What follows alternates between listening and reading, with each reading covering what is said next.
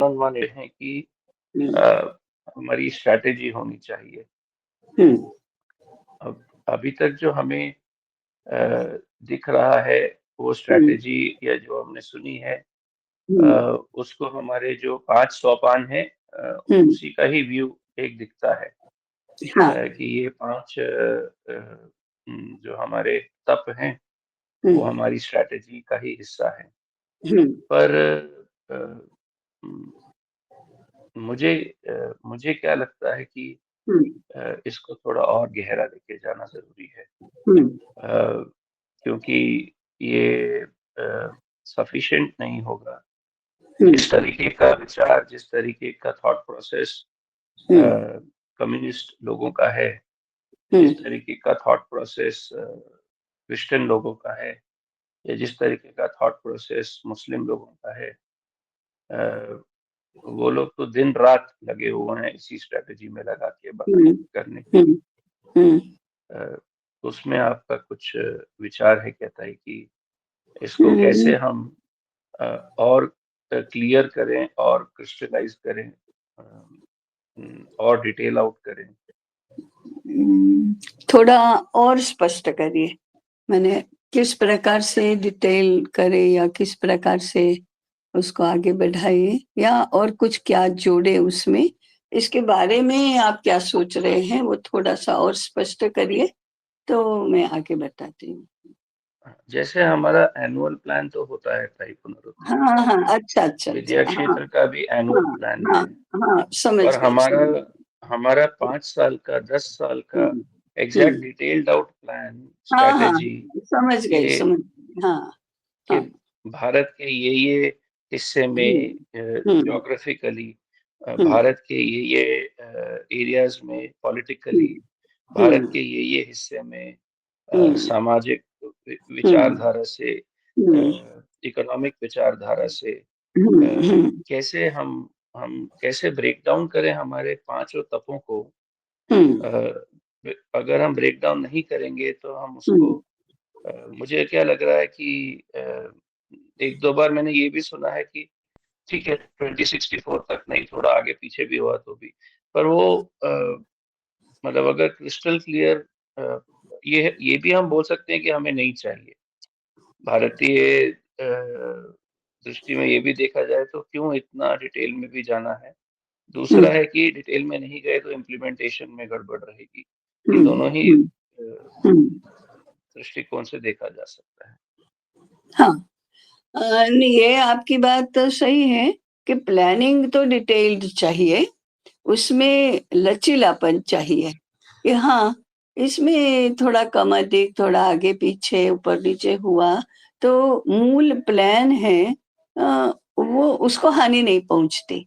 तो दोनों बातें होनी चाहिए, डिटेल्ड होना चाहिए, स्पेसिफिक होना चाहिए और लचीला भी होना चाहिए, ऐसा तो होना चाहिए। बात ठीक है, बिल्कुल ठीक है। अभी जो हमने समग्र शिक्षा योजना या राम विद्यापीठ या जो हमारी व्यास विद्यापीठ आदि का चिंतन शुरू किया है और सबके सामने प्रस्तुत करके शुरू किया है और अपने आप में जब बैठते हैं तब भी जो हो रहा है वो ऐसा डिटेलिंग का ही काम है। परंतु मुझे ऐसा लगता है डिटेलिंग फिजिकली से अधिक स्ट्रैटेजिक अधिक होना चाहिए क्योंकि अभी पैराडिम शिफ्ट का पूरा पूरा अर्थ ही अ, हमें ही समझना बाकी है ऐसा लगता है। जैसे जैसे मैं चिंतन में आगे बढ़ती हूँ तो ये पैराडिम शिफ्ट क्या होता है, टर्मिनोलॉजी कैसे बदली जाती है, हमारे संदर्भ कैसे बदले जाते हैं, मूल संकल्पनाओं में कितना अंतर होता है, ये बातें बिल्कुल ही नए से सामने आती हैं। तो इसके लिए डिटेलिंग चिंतन में करने की आवश्यकता है। फिजिकली तो फिजिकली जो करना होता है वो तो इट फॉलोज, परंतु अभी तो इसका आशय समझना और वो अपने आप में समझना और सबको मिलकर समझना, ये बड़ी आवश्यक बात है कि हम भारतीय शिक्षा in the physical sense of the term, in the material sense of the term, in the practical sense of the term, ये क्या होता है? हम अभी भी, मैं कभी कभी हमारी मनु भाई के साथ या राजेंद्र जी के साथ या ऐसी चर्चा होती है, तो हमारी टर्मिनोलॉजी हमने अभी बदली ही नहीं है। जो भी भारतीय शिक्षा की बात करता है, वो जो पुटिंग इट इनटू प्रैक्टिस ये बात आती है, तो हमारे संदर्भ वही के वही। उदाहरण के लिए छात्र केंद्रित, विषय केंद्रित, ऐसे ही हम विकास की कल्पना कर रहे हैं। वर्तमान में जो विषय हैं उन्हीं को हम ले रहे हैं। जैसे मैंने योग और आयुर्वेद इन दो विषयों की चर्चा की, तब मुझे एट बैक ऑफ माइंड वो ऐसा ही था कि अरे हम अभी भी भूगोल, विज्ञान, इतिहास, शारीरिक शिक्षा इनके आसपास ही घूम रहे हैं। तो मुझे लगता है कि चिंतन में भी एक प्रकार से इवोल्यूशन, रिवॉल्यूशन ये सब जरूरी है। अब बाद में फिजिकल प्लानिंग की बात तो आती है। इसलिए राम विद्यापीठ की संकल्पना जब हम करते हैं, तो वो क्या है? देश की शिक्षा योजना के लिए, समग्र शिक्षा योजना के लिए क्या क्या इसके लिए करना होगा? तो हमारे पास एक डॉक्यूमेंट तैयार होना चाहिए और उसको लेने वाले लोग होंगे। फिर अभी हमने गुरुकुल शुरू करे, ये किया है, तो गुरुकुल क्या होता है? 21वीं शताब्दी में क्या होता है? वर्तमान विश्व स्थिति में और देश की स्थिति में क्या होता है? वो कैसा यूनिट है? इसके बारे में भी हमें तो स्पष्टता करने की आवश्यकता है। तो गुरुकुल शुरू करना ये तो हमारा अंतिम चरण है, परंतु उसकी पूर्व तैयारी जो है, शिक्षक और कुटुंब और समाज, इसके लिए भी संदर्भ तो वह गुरुकुल होगा कि हम कैसा विद्यालय चाहते हैं, कैसा विद्यालय माने कैसा शिक्षा केंद्र चाहते हैं, और वो कैसे देश की शिक्षा की आवश्यकताओं को पूर्ण करेगा। तो अभी ये तो मंथन जैसी बात है, समुद्र मंथन जैसी ही बात है। इसलिए डिटेलिंग की बात से मैं सहमत हूँ कि अधिक डिटेलिंग होना चाहिए, परंतु जो कैसे करना, इसके बारे में भी थोड़ा विचार करना चाहिए। मुझे लगता है अब जैसे आप अक्टूबर में इधर आ रहे हैं, हम्म, और फिर हम लोग वसंत पंचमी पे वहां आएंगे। हाँ। तो ये युद्ध का काल है एक्चुअली। इसमें इसमें हम्म, हमें बहुत एकदम क्रिस्टल क्लियर स्ट्रैटेजी की ओर बढ़ना आवश्यकता है। मुझे लग रहा है कि हाँ, जैसे डिटेलिंग की आप बात कर रहे हैं कि हम्म, डे टू डे भले ही ना सही, पर मंथ टू मंथ हमारा एक क्लियर होना चाहिए टू बिगिन विद। एंड उसके जो भाषा है वो तो मैं मानता हूँ उसमें परिवर्तन आना है। पर ये सारे जो व्यवस्थाएं हैं, व्यवस्थाओं को लेके, सारे पहलुओं को लेके एक एक डिटेल चिंतन हमारे को प्रारंभ करना चाहिए कि ऐसे हम लोग आगे बढ़ेंगे इस दिशा की ओर। क्योंकि ज्यादा हम्म, समय नहीं है, 40 ही वर्ष है। हम्म, अ, हाँ, ये उतना तो है, समय। ये तो है। समय हमारे पास इतना अधिक नहीं है, हमने ही अलॉट नहीं किया है इतना अधिक समय। जी जी।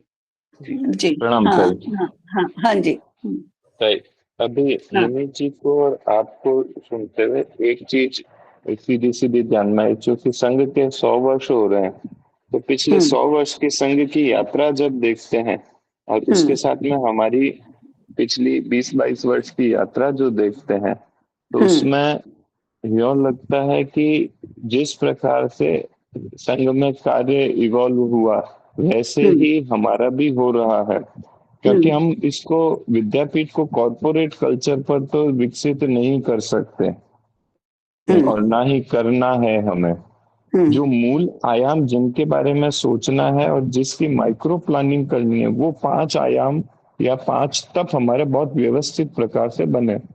हमारे जो काम है उसमें ऐसा नहीं है मात्र कि वो काम सिर्फ हम ही करेंगे। जैसे संघ देखता है कि वो काम होना चाहिए, कौन कर रहा है, कहाँ से कर रहा है, कैसे कर रहा है, उसकी अपनी अपनी पद्धतियां हो सकती है, लेकिन वो काम होना चाहिए। और संघ को उसमें सफलता भी मिली, यानी हमारे को हिंदुओं को सफलता मिली, उसको इस रूप में कहना चाहिए। तो अभी जो हम कह रहे हैं कि लोकमत परिष्कार की बात कर रहे हैं, तो वो इतना प्रभावी रूप से हो रहा है, सिर्फ हम ही नहीं कर रहे हैं। अब पब्लिक प्लेटफॉर्म पे विषय हम लेकर के आते हैं अधिजनन शास्त्र के माध्यम से, लेकिन वो अब स्वतः ही समाज में हो रहा है। और दूसरा क्या कि जैसे अभी गुरुकुल के ऊपर या संस्कृत शिक्षा के ऊपर इस बार का जो अभी 3 दिन का सरसंघ चालक जी का सत्र था, तो उसमें भी इसी प्रकार के प्रश्न और शिक्षा को लेकर के हमारे जैसा जो सोचने वाले हैं, देश के बारे में जो सोचने वाले हैं, उनका कंसर्न बहुत अधिक हो रहा है कि मात्र ये जो 4 संगठन सीधा सीधा काम कर रहे हैं, उसके अतिरिक्त भी समाज को सीधे तौर पर उसमें काम करने की आवश्यकता है। समाज समझ रहा है और खुद से बीड़ा उठा रहा है। अभी ऐसा ही कुंभ को लेकर के अपना आने वाले तब जिसके अंदर कर रहे हैं हम, तो हमारे को मूल रूप में और बीज रूप का व्यवस्थित विचार का पोषण करना है। उसके बाद में तो हमारा समाज इतना जागृत है और संघ विचार के कारण से इस पर करना है, यह भी एक हो गया है।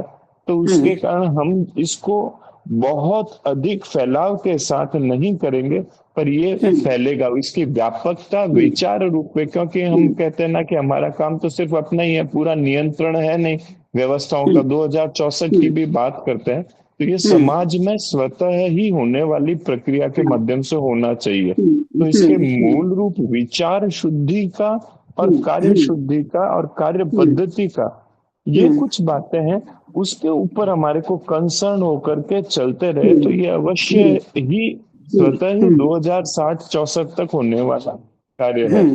क्योंकि बदलती वैश्विक परिस्थितियां हो, चाहे हमारे राष्ट्रीय परिदृश्य बदल रहे हो, सीधा सीधा इनका अब्राहमिकों का और हमारा आपस में उलझाव हो, ये सारी चीजें आने वाले समय में करनी है, हमारे को उनको सामना करना है। लेकिन उसमें हम हमारे ये जो 5 बातें हैं, जो मूल सिद्धांत है, उनको पकड़ के रखना है। बस ये इतना कंसर्न से मुझे लगता है कि स्वतः होने वाली प्रक्रिया है। वो संघ का जैसे 100 वर्ष की यात्रा पे आउटपुट आया, कोई ये थोड़ी सोचा था कि संघ में से बीजेपी निकलेगी, उसमें से कोई प्राइम मिनिस्टर बनेगा, पूरे फिर विश्व का वर्ल्ड लीडर की जैसी भूमिका में। ये कहीं भी वो डॉक्यूमेंटेड या ऐसी वो नहीं होती है कि तब ये करेंगे, सुबह इतनी बजे उठेंगे। राष्ट्रीय जीवन के अंदर ये स्वतः यहाँ के नागरिक जब यहाँ पे जो हम हिंदू हैं सभी, ये उस भाव में आ जाएंगे तो होगा।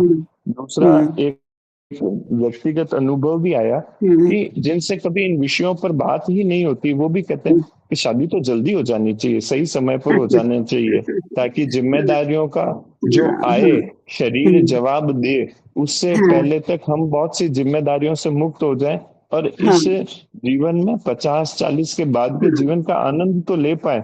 नहीं तो हम जीवन की गृहस्थी पटरी लाने पर उलझे रहते हैं, नहीं तो उस गृहस्थी का आनंद लेकर के आगे का काम तो करें। तो ये हमारे एज ग्रुप में लोगों ने सोचना चालू कर दिया।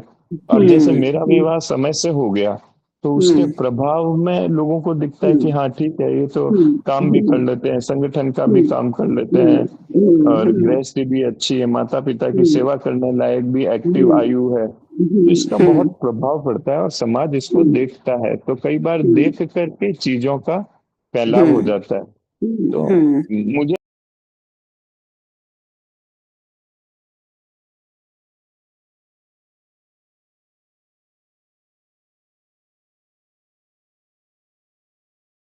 के साथ बैठते हैं तो हमने अपनी बात रखी, तो उन संगठनों के माध्यम से पूरे देश में होती है, उनकी जो बैठकें होती है तो वो फैलाते हैं। इसी प्रकार से चलेगा काम, हमारे को पूरा बहुत अधिक लोड लेने की आवश्यकता नहीं है, पर बहुत अधिक विचारों पे पुष्टता पर उसकी शुद्धि बनाए रखना, ये हमारा काम है ताई। मेरे को तो ऐसा समझ में आता है। हाँ हाँ हाँ हाँ हाँ हाँ जी।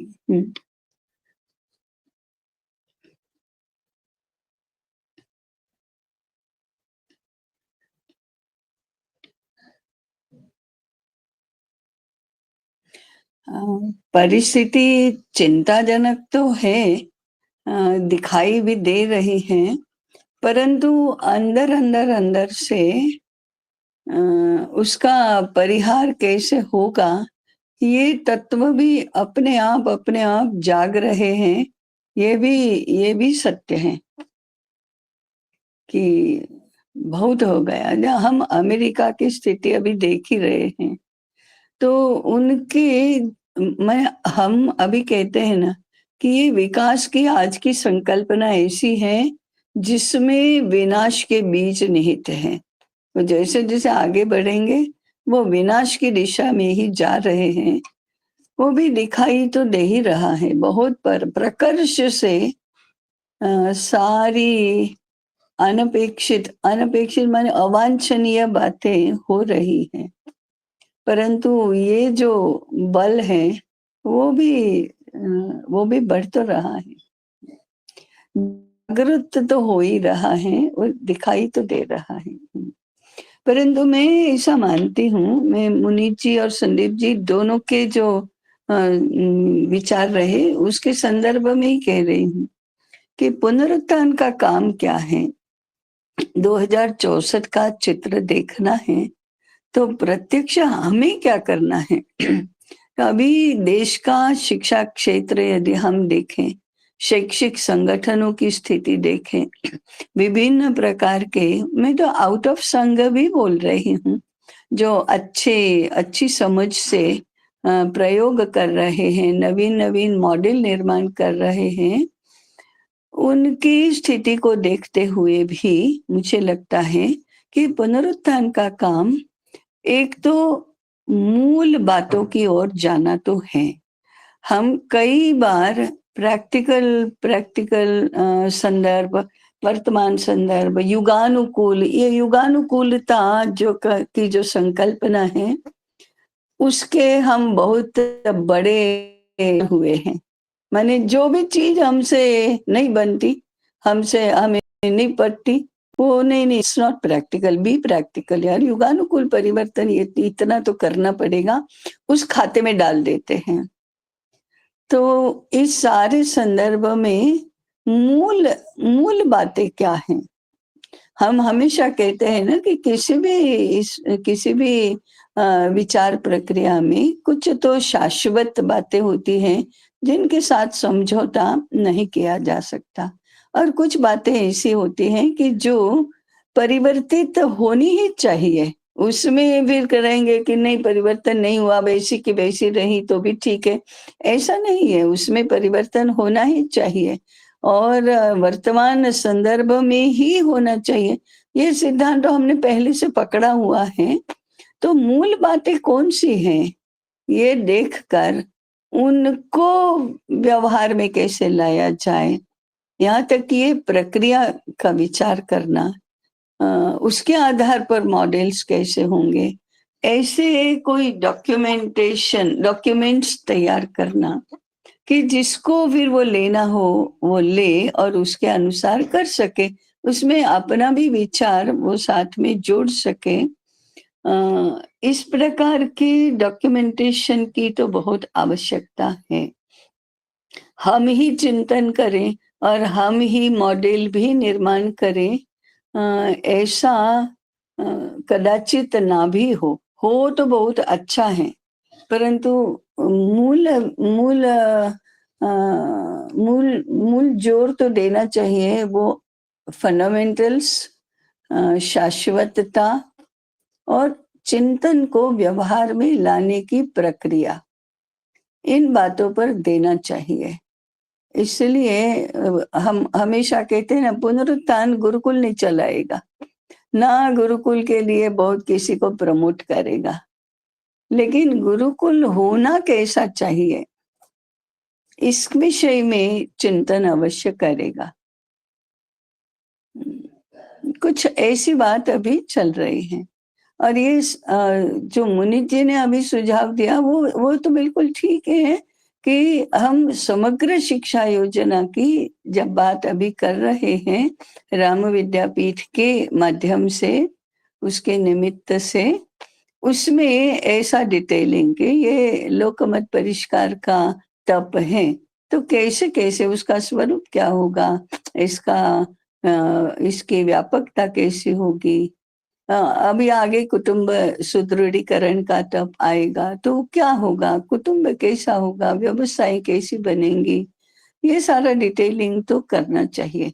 उसी प्रकार से शिक्षक निर्माण, उसमें भी करना चाहिए डिटेलिंग। परंतु आने वाले समय के लिए हमारे पास जो समय की अवधि है, उसमें हम किस गति से वो करते जाएंगे, स्पष्टता, वो भी निर्भर करेगा। तो ये विषय, मुद्दा बिल्कुल सही है। और संदीप जी ने कहा, वो भी अंडरलाइंग फैक्ट तो वही है कि सब करेंगे, वो हम पुनरुत्थान करेगा ऐसा नहीं है, सब करेंगे तभी होगा। हाँ जी, और लोग बोलिए अभी।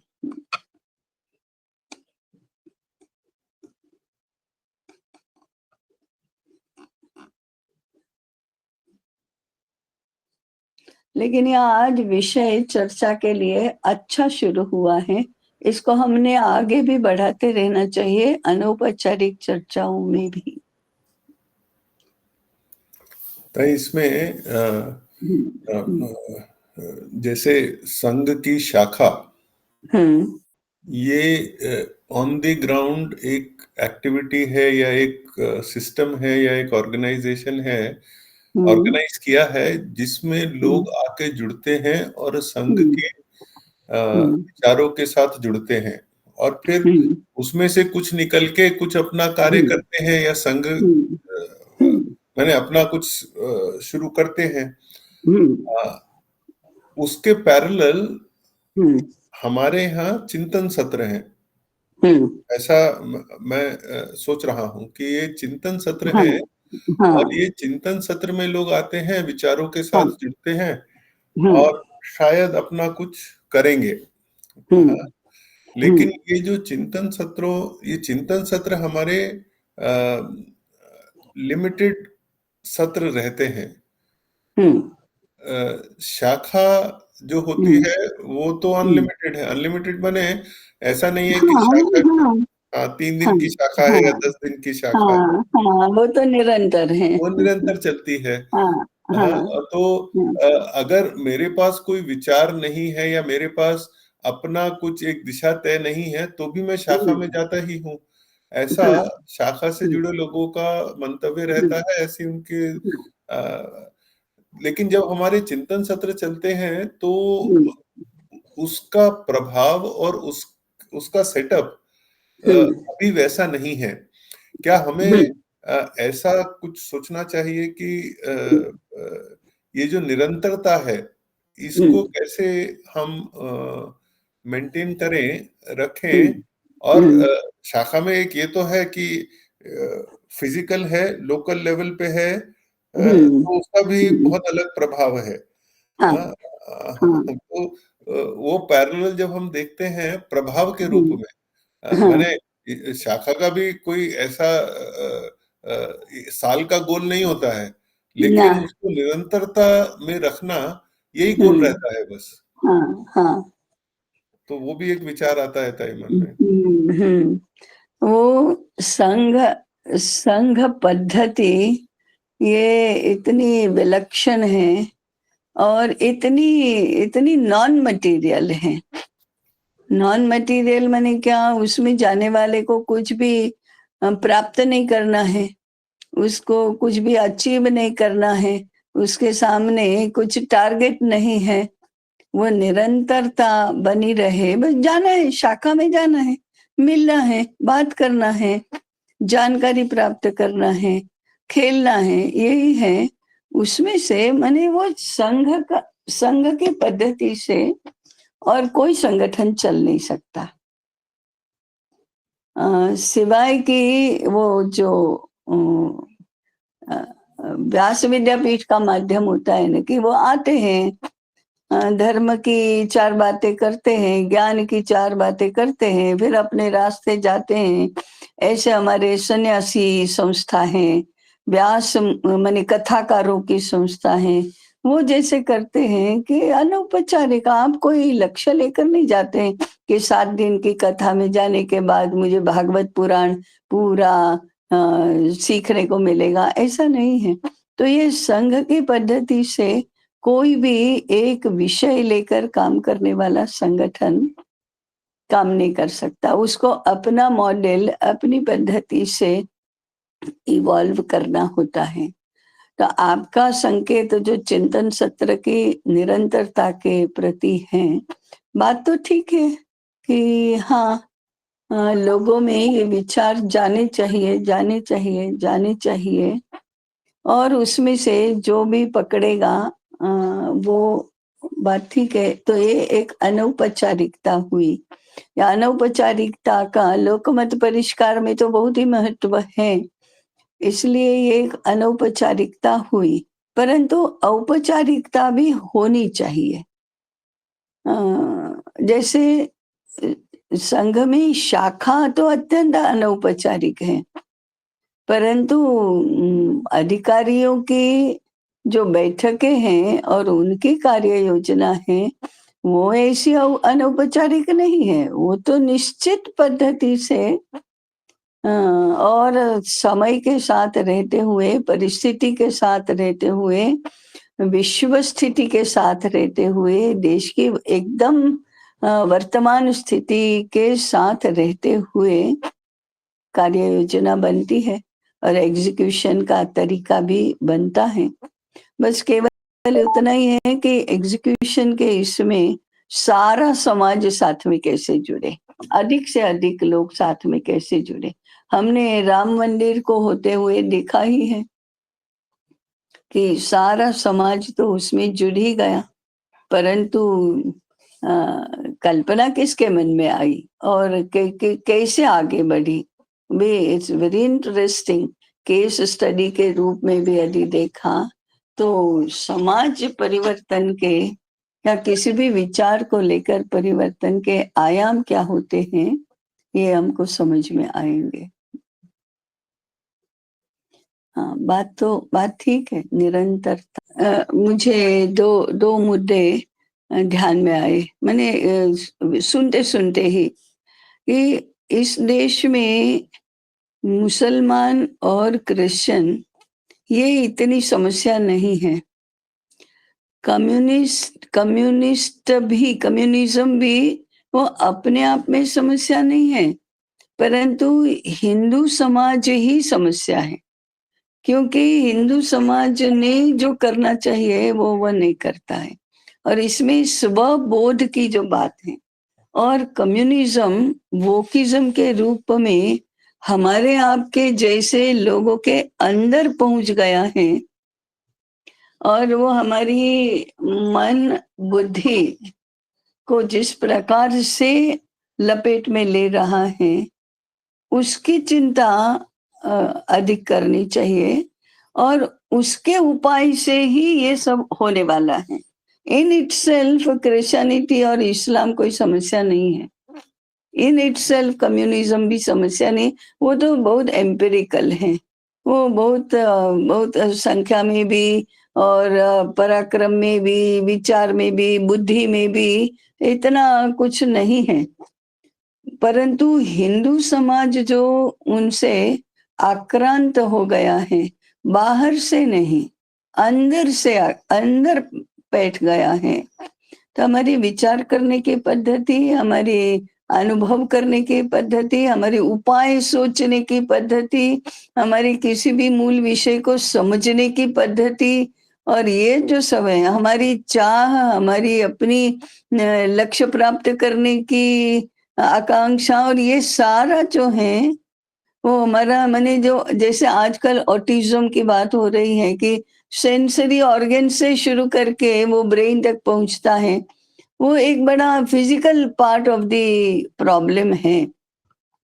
उसका internal part of the problem is कि हमारा जो अंतःकरण है वो उससे इतना इसके ऊपर आघात हुआ है कि उसकी समस्या है, हिंदू समाज की ही समस्या है। इसलिए स्वबोध जितना अधिक होगा उतना अच्छी तरह से शत्रु बोध भी होगा। शत्रु के बारे में चिंतन करना ये तो मुझे लगता है कि 1/5 ऑफ द अटेम्प्ट्स ऐसा होना चाहिए। स्व के बारे में सोचो ना, स्व के बारे में जानो कि हम क्या हैं और क्या रहस्य है। हम इतने लंबे काल से जी रहे हैं, लंबे काल से हमने जीवन को विकसित किया है, इवॉल्व किया है, वो सब क्या है? उसके ऊपर तो 80% हमारी जो शक्ति लगनी चाहिए वो नहीं लगती, 80% नहीं लगते, उल्टा है। 80% बाहर, 20% स्वबोध में ऐसे लगता है। क्योंकि स्वबोध की जो हमारी प्रक्रिया है वो भी एम्पिरिकल डिटेलिंग ज्यादा है। जानकारी इकट्ठी करना यही है, अभी जानना ये कम है। इसलिए इसके बाद सत्र है तुरंत भी करेंगे। Will find out something out of it. अभी पूर्ण करते हैं यहाँ एब्रप्टली। मानू भाई जरा 5-7 मिनट पहले तो बताया होता। जी। हाँ।